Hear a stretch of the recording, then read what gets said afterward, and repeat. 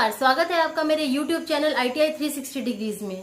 आज का यह वीडियो उन छात्रों के लिए बहुत ही महत्वपूर्ण है जो CTI करना चाहते हैं। जी हाँ, CTI के फॉर्म आ चुके हैं और आज के इस वीडियो में मैं आपको बताने वाली हूँ कि आपको CTI फॉर्म भरने के लिए कौन कौन से डॉक्यूमेंट चाहिए, कौन कौन से छात्र इस फॉर्म को भर सकते हैं और साथ ही फॉर्म भरने की महत्वपूर्ण तिथियां कौन सी हैं।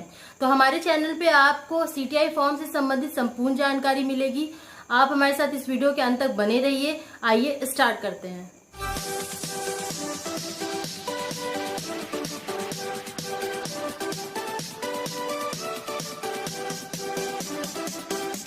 यह है CITS 2020 का प्रॉस्पेक्टस, जिसमें CITS 2020 के एडमिशन से संबंधित सभी महत्वपूर्ण जानकारियाँ दी हुई हैं।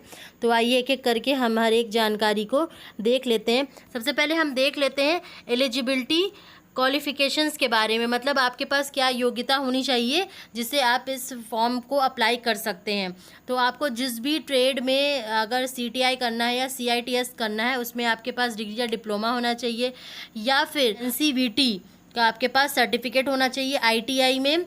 और अगर आप ITI कर चुके हैं तो वेल एंड गुड, आप बिल्कुल अप्लाई कर सकते हैं। लेकिन जो छात्र जो अभी सेकेंड ईयर में हैं और अभी उनका एग्ज़ाम होना बचा हुआ है वो भी इसमें अप्लाई कर सकते हैं और उनका जो एडमिशन होगा वो तभी कंफर्म माना जाएगा इस प्रॉस्पेक्टस के अकॉर्डिंग अगर उनका सेकेंड ईयर में रिज़ल्ट पास आता है। तब यदि अगर वो फेल हो जाते हैं तो उनका एडमिशन कैंसिल कर दिया जाएगा। तो इस फॉर्म को दोनों ही छात्र अप्लाई कर सकते हैं, जो ITI कंप्लीट कर चुके हैं NCVT से और साथ ही जो NCVT से ITI कर रहे हैं अभी सेकेंड ईयर में है वो भी अप्लाई कर सकते हैं। और जो 1 ईयर की ट्रेड वाले हैं वो भी अप्लाई कर सकते हैं, अभी उनका एग्ज़ाम नहीं हुआ है, इस केस में भी वो अप्लाई कर सकते हैं। COE सर्टिफिकेट ऑफ एक्सीलेंस के जो कैंडिडेट हैं वो इसके लिए एलिजिबल नहीं है। SCVT के वही कैंडिडेट इसमें अप्लाई कर सकते हैं जिनका अप्रेंटिसशिप कंप्लीट हो चुका है। फिर इसमें एज लिमिट क्या है, इसमें कोई भी अपर एज लिमिट नहीं है। आपका एज का कोई भी लिमिट नहीं है, आप कितनी भी आपकी उम्र हो आप अप्लाई कर सकते हैं। फिर नेक्स्ट है एंट्रेंस एग्जामिनेशन फ़ीस। आपको फ़ीस कितनी पेमेंट करनी पड़ेगी इस टेस्ट में अपीयर होने के लिए, तो इसमें 500 फ़ीस है जनरल और अदर कैंडिडेट्स के लिए। आपको 500 रुपये डिपॉजिट करना पड़ेगा अगर आप जनरल कैटेगरी में आते हैं और 300 फ़ीस है अगर आप SC ST फिज़िकली हैंडीकैप्ड या फिर इकोनॉमिकली वीकर सेक्शन में आते हैं या फिर अगर आप एक वुमेन कैंडिडेट हैं तो आपको सिर्फ 300 रुपये फ़ीस देनी होगी। और जो फ़ीस आपको देनी है वो ऑनलाइन ही डिपॉजिट करनी होगी नेट बैंकिंग से या फिर क्रेडिट कार्ड या डेबिट कार्ड का उपयोग करके आप फ़ीस को डिपॉजिट कर सकते हैं। फिर इसमें एग्ज़ाम का पैटर्न क्या होगा इसके बारे में भी जानकारी दी हुई है। तो इसमें जिस भी ट्रेड के लिए आप अप्लाई कर रहे हैं CTI करने के लिए, उस ट्रेड से संबंधित आपको 75% क्वेश्चंस आएंगे और वो भी मल्टीपल चॉइस टाइप के क्वेश्चन होंगे। सभी क्वेश्चन ऑब्जेक्टिव होंगे और 25% जो क्वेश्चंस होंगे वो सभी रीजनिंग या एप्टीट्यूड्स के क्वेश्चंस होंगे। तो इस तरह से आपको रीजनिंग एप्टीट्यूड की भी पढ़ाई करनी है आप अगर तैयारी कर रहे हैं तो, और साथ में 75% जो आपका ट्रेड में जो भी आप पढ़ रहे हैं उसके बारे में आपको अपना कॉन्सेप्ट क्लियर रखना है। उसके बाद फिर है रिजर्वेशन ऑफ सीट। तो सेंट्रल रिजर्वेशन की जो भी पॉलिसीज़ जो गवर्नमेंट फॉलो करती है वही इसमें भी अप्लाई होगी। फिर CTI अगर आप करने जा रहे हैं तो वहाँ का फ़ीस स्ट्रक्चर क्या होगा। अभी मैंने आपको जिस फ़ीस के बारे में बताया वो एप्लीकेशन फॉर्म की फ़ीस है कि जनरल कैंडिडेट को 500 देना है और 300 रुपीज़ देना है। जो भी SC ST फिजिकली हैंडीकैप्ड या वुमेन कैंडिडेट है उन्हें 300 रुपीज़ देना है। अब ये जो फ़ीस स्ट्रक्चर है वो आप CTI जब कर रहे हैं तो वहाँ पर आपका क्या फ़ीस स्ट्रक्चर होगा तो इसके बारे में भी आप देख सकते हैं, इसके बारे में भी यहाँ जानकारी दी गई है। तो मैं आप टोटल बता देती हूँ आपको बस। जो गवर्नमेंट डिप्यूटेड है उनकी 570 रुपीज़ होगी, प्राइवेट जनरल की 1520 रुपये है और private SC ST physically handicapped और EWS के जो कैंडिडेट है उनकी 620 रुपये फ़ीस है मात्र। फ़ीस सही है इसकी, बहुत ज़्यादा फ़ीस नहीं है। आप बिल्कुल बहुत अच्छी चीज़ है CTI। अगर आप गवर्नमेंट ITI में या फिर प्राइवेट ITI में भी अगर आप टीचर बनना चाहते हैं तो आपको ज़रूर CTI कर लेनी चाहिए। और इसमें और भी कुछ इंस्ट्रक्शंस टू कैंडिडेट दिया गया हुआ है, तो ये भी आप इसमें किस वेबसाइट से आपको अप्लाई करना है ये www या http NIMIonlineadmission.in यहाँ से जाके आप अप्लाई कर सकते हैं। तो जो इसमें इंपॉर्टेंट इन्फॉर्मेशन है मैं आपको जल्दी जल्दी सारी चीज़ें बता दे रही हूँ। इम्पॉर्टेंट डेट्स, जो सबसे ज़्यादा इम्पॉर्टेंट चीज़ है ये आप देख लीजिए कि 15 जून 2020 से इसका एप्लीकेशन स्टार्ट हो गया है और 27 जून 2020 तक आप इसमें अप्लाई कर सकते हैं इसके लिए। और जो एप्लीकेशन है वो शाम के 5 बजे ही एंड हो जाएगा। तो बहुत से बच्चे गलती कर देते हैं कि वो सोचते हैं कि अगर 27 तारीख लास्ट डेट है तो रात के 12 बजे तक वो अप्लाई कर देते हैं, ऐसा नहीं है। इसमें साफ मेंशन करके लिखा हुआ कि online application ends at 5 PM, मतलब शाम को 5 बजे तक, 27 जून को शाम के 5 बजे तक आपको अपना एप्लीकेशन पूरा कंप्लीट कर लेना है, सब कुछ कंप्लीट करके और अपना फाइनल सबमिशन कर देना है। तो 15 जून से लेकर 27 जून के शाम 5 बजे तक आपको इसका फॉर्म भर देना है, फिल कर देना है। फिर 13 जुलाई से लेकर 18 जुलाई के बीच में मॉक एग्ज़ामिनेशन होगा। जैसा कि है इस बार CTI एडमिशन जो है वो CBT यानी कंप्यूटर बेस्ड टेस्ट होने वाला है या ऑनलाइन एग्ज़ाम होगा। तो इसके लिए एक मॉक एग्ज़ामिनेशन कराया जाएगा प्रैक्टिस करवाने के लिए कैंडिडेट को कि उन्हें कैसे अपीयर होना है ऑनलाइन एग्ज़ामिनेशन में। तो इसके लिए 13 जुलाई से लेकर 18 जुलाई तक की डेट दी गई है। इसके बीच में आपको प्रैक्टिस कराई जाएगी। इसका जो भी इन्फॉर्मेशन होगा वो अपडेट किया जाएगा हमारे चैनल पे, कि वो मोस्टली वेबसाइट पे ही कुछ लिंक दिया जाएगा जिससे आप इसे प्रैक्टिस कर पाएंगे, जहाँ तक मुझे लग रहा है। बाकी कंफर्म इन्फॉर्मेशन तभी पता चल पाएगी। 13 जुलाई से 18 जुलाई के बीच में इसका हॉल टिकट आप डाउनलोड कर सकते हैं वेबसाइट से, मतलब आप एडमिट कार्ड इसका 13 जुलाई से 18 जुलाई के बीच में अवेलेबल होगा। फिर 19 और 20 जुलाई को कंप्यूटर बेस्ड एग्ज़ाम या ऑनलाइन एग्ज़ाम होगा डिफरेंट सेंटर्स पे। आप जो भी सेंटर भरे रहेंगे अपना, वहाँ पे जाकर आपको कंप्यूटर बेस्ड एग्ज़ाम देना होगा 19 और 20 जुलाई को। फिर नेक्स्ट इसमें इंपॉर्टेंट डेट लिखी हुई है 1 अगस्त 2020 को आपका रिज़ल्ट पब्लिश हो जाएगा। www.nimionlineadmission.in पर आपका रिज़ल्ट पब्लिश कर दिया जाएगा 1 अगस्त को। 5 अगस्त से 10 अगस्त के बीच में फ़र्स्ट फेज़ होगा, ऑनलाइन काउंसलिंग होगी। ऑनलाइन काउंसलिंग हो रही है इसकी, तो ऑनलाइन। और फिर 12 अगस्त से 17 अगस्त के बीच में सेकेंड फेज़ होगा ऑनलाइन काउंसलिंग का। और 19 अगस्त से 24 अगस्त के बीच में थर्ड फेज़ होगा ऑनलाइन काउंसलिंग का। तो काउंसलिंग आपको 5 अगस्त से लेकर 24 अगस्त के बीच में इसके लिए आपको काउंसलिंग करानी होगी। ऑनलाइन काउंसलिंग भी कैसे कराना है, उसमें क्या प्रोसीजर होगा, इसके बारे में भी सब कुछ हमारे चैनल द्वारा आपको बताया जाएगा। आप बिल्कुल परेशान मत होइएगा कि ऑनलाइन काउंसलिंग कैसे करनी हो। बहुत से लोगों के लिए ये नया होगा, बिल्कुल भी वो इससे अवेयर नहीं होंगे। तो आप बिल्कुल परेशान मत होइएगा, जब समय आएगा तो आपको बिल्कुल गाइड किया जाएगा। फिर नेक्स्ट है कि एग्ज़ाम सेंटर्स, कहाँ कहाँ एग्ज़ाम सेंटर्स हैं, कौन कौन से आप सिटीज़ को भर सकते हैं, अपीयर हो सकते हैं किस सिटीज़ में, इसके बारे में भी यहाँ पे दिया हुआ है कि किस किस सिटीज़ में इसके एग्ज़ाम कंडक्ट कराए जाएंगे। तो आप अपने होम टाउन से जो नियरेस्ट सिटी है उसमें आप देख लीजिए और उसके अकॉर्डिंग उसे आप भर दीजिएगा ऑप्शंस में, जब आपसे एग्ज़ाम सिटी सेंटर पूछा जाएगा फॉर्म भरते समय। फिर नेक्स्ट हम देख लेते हैं इसमें क्या है, list of CITS trade and entry qualification.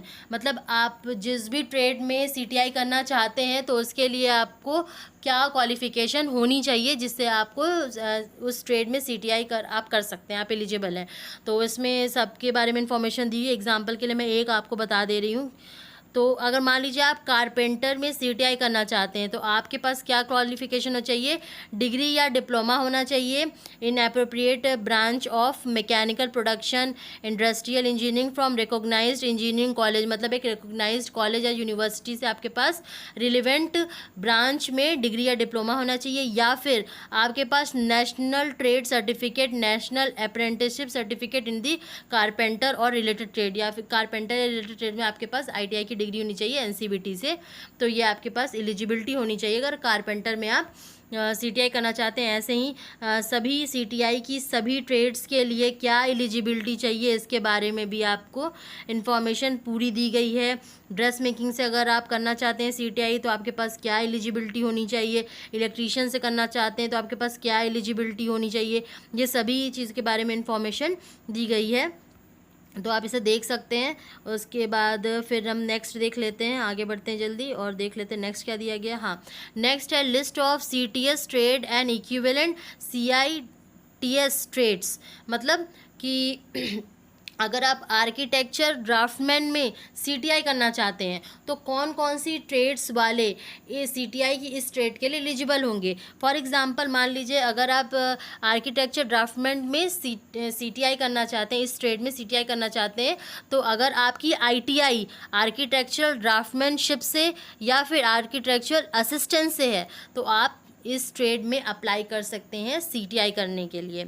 इसी तरह दिया हुआ है, इस तरह आप कंप्यूटर सॉफ्टवेयर एप्लीकेशन में अगर सीटीआई करना चाहते हैं तो आपके पास आईटीआई होना चाहिए कंप्यूटर ऑपरेटर प्रोग्रामिंग असिस्टेंट यानी कि कोपा ट्रेड से, या फिर डेटाबेस सिस्टम असिस्टेंट, इस ट्रेड से आपके पास आईटीआई की डिग्री होनी चाहिए।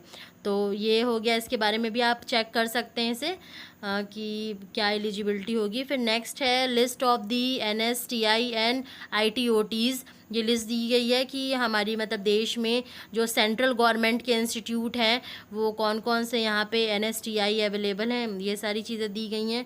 तो आप जिस भी शहर में रहते हैं और अगर आपकी ट्रेड उस एनएसटीआई में अवेलेबल है तो उसके अकॉर्डिंग आप चूज़ कर सकते हैं। फिर स्टेट गवर्नमेंट की जो भी आईटीओटीज़ हैं स्टाफ ट्रेनिंग के लिए होती हैं उसके बारे में भी सभी जानकारी दी गई है। उसके बाद फिर नेक्स्ट है नंबर ऑफ़ ट्रेड्स, जो सीट डिस्ट्रीब्यूशन है उसके बारे में जानकारी दी गई है कि हर एक एनएसटीआई में किस ट्रेड के लिए कितनी सीटें अवेलेबल है। फॉर एग्जांपल जैसे कारपेंटर है तो कारपेंटर एनएसटीआई चेन्नई में अवेलेबल है और इसकी 100 सीट्स है एनएसटीआई चेन्नई में, और ऐसे ही बाकी किसी एनएसटीआई में अवेलेबल नहीं है। फिर एनएसटीआई हावड़ा में इसकी 25 सीट्स हैं। इस तरह आप देख सकते हैं कि मान लीजिए अगर आप इलेक्ट्रीशियन ट्रेड से आईटीआई कर रहे हैं तो आप किस एनएसटीआई में जा कर के सीटीआई कर सकते हैं। आप एनएसटीआई चेन्नई में जा सकते हैं, आप एनएसटीआई कालीकट में जा सकते हैं, आप एनएसटीआई भुवनेश्वर में जा सकते हैं। इसी तरह है इलेक्ट्रीशियन की एनएसटीआई कानपुर में भी 100 सीट्स हैं। तो आप देख सकते हैं कि आपको कौन सी एनएसटीआई आप चूज़ कर सकते हैं। इसके बारे में पूरी इन्फॉर्मेशन दी गई है प्रॉस्पेक्टस में। और उसके बाद फिर ये तो distribution of seat in NSTI W, मतलब जो वुमेन के लिए स्पेशली गर्ल्स के लिए जो एनएसटीआई होती है उसमें ये सीट डिस्ट्रीब्यूशन है। ये आप चेक कर सकते हैं एनएसटीआई नोएडा में हर एक ट्रेड के लिए कितनी कितनी सीट्स अवेलेबल हैं, ये सब चीज़ें आप इसमें चेक कर सकते हैं। उसके बाद distribution of CTI seat in state government and private ITOTs, इसके बारे में भी इंफॉर्मेशन है, ये इतनी कोई यूज़फुल नहीं है आपके लिए।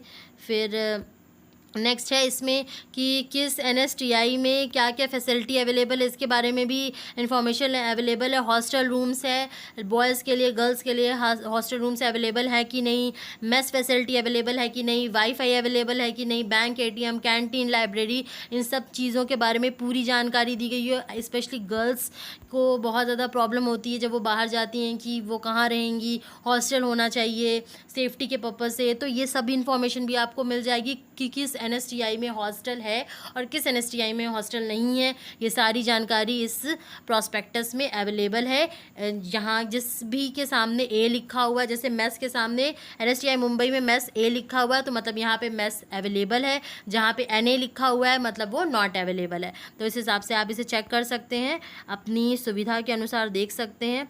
उसके बाद नेक्स्ट बस ये पूरी जानकारी हो गई। स्पेशली आपको जो ध्यान रखने वाली चीज़ इसमें अभी फ़िलहाल वो इम्पॉर्टेंट डेट्स के बारे में है।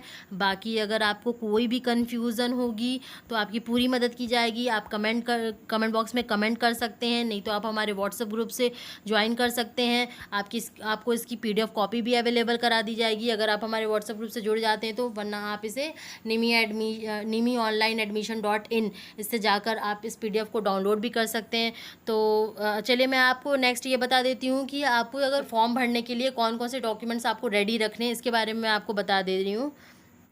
ऑनलाइन फॉर्म को स्टार्ट करने से पहले आपको कुछ डॉक्यूमेंट्स को रेडी रखना होगा, जैसे कि इसमें पहला डॉक्यूमेंट होगा फ़ोटो विद सिग्नेचर, एक फ़ोटोग्राफ जिसमें नीचे आपका सिग्नेचर हो, ऐसा आपको एक चीज़ रेडी रखनी होगी फ़ोटोग्राफ अपनी। और फिर कम्युनिटी सर्टिफिकेट, अपना SC ST या OBC का सर्टिफिकेट अगर आप एप्लीकेबल हैं तो आपको रेडी रखना है, और अगर आप जनरल में आते हैं तो आपको इसकी ज़रूरत नहीं पड़ेगी।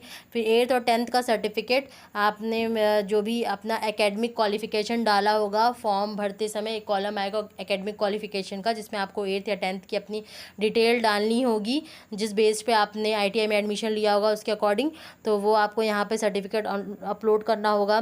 फिर यहाँ पे आपको NCVT डिप्लोमा या डिग्री सर्टिफिकेट आपको अपलोड करना होगा अपना ITI का, या जो डिग्री डिप्लोमा वाले हैं उसका सर्टिफिकेट वो अपलोड करेंगे।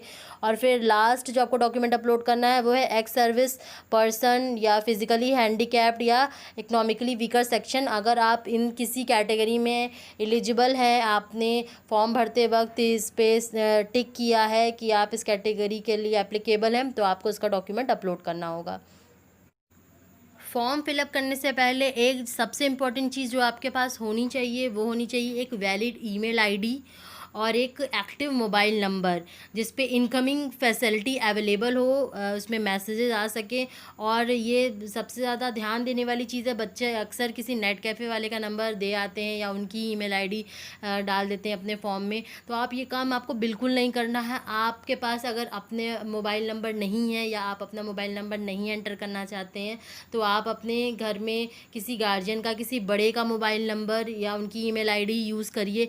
पर ऐसे इंसान की ही ईमेल आईडी यूज़ कीजिए जो अगर आपको कोई नोटिफिकेशन आता है या कोई मैसेज आता है उस नंबर पे, तो आपको वो कन्वे कर सके, आपको बता सके उस मैसेज के बारे में कि क्या मैसेज आया है। तो ये दो चीज़ बहुत ध्यान देने वाली है। आप अपने घर में किसी का या अपना ही मोबाइल नंबर और अपनी ही ईमेल आईडी यूज़ कीजिएगा फॉर्म भरते वक्त।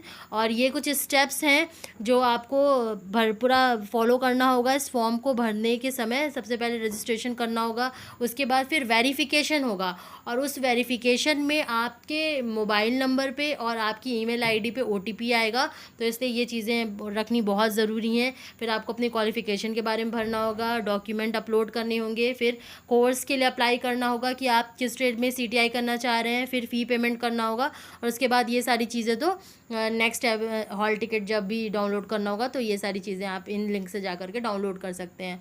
तो ये थी महत्वपूर्ण जानकारी जो CTI के प्रोस्पेक्टस के बारे में थी, और साथ में आपको कौन कौन से डॉक्यूमेंट रेडी रखने हैं। फॉर्म भरने से पहले आपको एक डेबिट कार्ड या क्रेडिट कार्ड या नेट बैंकिंग का यूज़ करना पड़ेगा, तो आपको उसकी भी एक व्यवस्था करनी पड़ेगी। और साथ में ही जो भी डॉक्यूमेंट मैंने बताए हैं वो भी रेडी रख लीजिएगा। और बच्चों को एक और चीज़ प्रॉब्लम आती है, बहुत से बच्चे ये नहीं जानते हैं कि उन्हें अपना सर्टिफिकेट कहाँ से डाउनलोड करना है।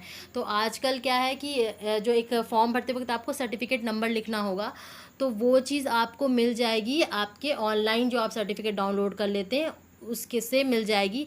और अब आप मोस्टली आप लोग को पता होगा कि अब जो सर्टिफिकेट्स आते हैं वो कॉलेज से नहीं मिलते हैं, आप नेट से कहीं भी बैठ के डाउनलोड कर सकते हैं। तो आप उसको नेट से डाउनलोड कर लीजिएगा, और आपका जो सर्टिफिकेट नंबर होगा वो राइट साइड टॉप कॉर्नर में लिखा होगा, वो भी आपको चाहिए। अगर इन केस आप में से किसी भी बच्चे को प्रॉब्लम हो अपने सर्टिफिकेट डाउनलोड करने में, तो आप कमेंट करके बता सकते हैं कि आपको नहीं पता कि आपको सर्टिफिकेट कहाँ से डाउनलोड करना है। तो बिल्कुल मैं आपको इसके बारे में भी एक वीडियो बना के बता दूंगी कि आपको किस लिंक पे जाना है, किस वेबसाइट पे जाना है, जहाँ से आप आसानी से अपना सर्टिफिकेट डाउनलोड कर सकते हैं। तो ये सारे डॉक्यूमेंट्स आप रेडी रखिएगा।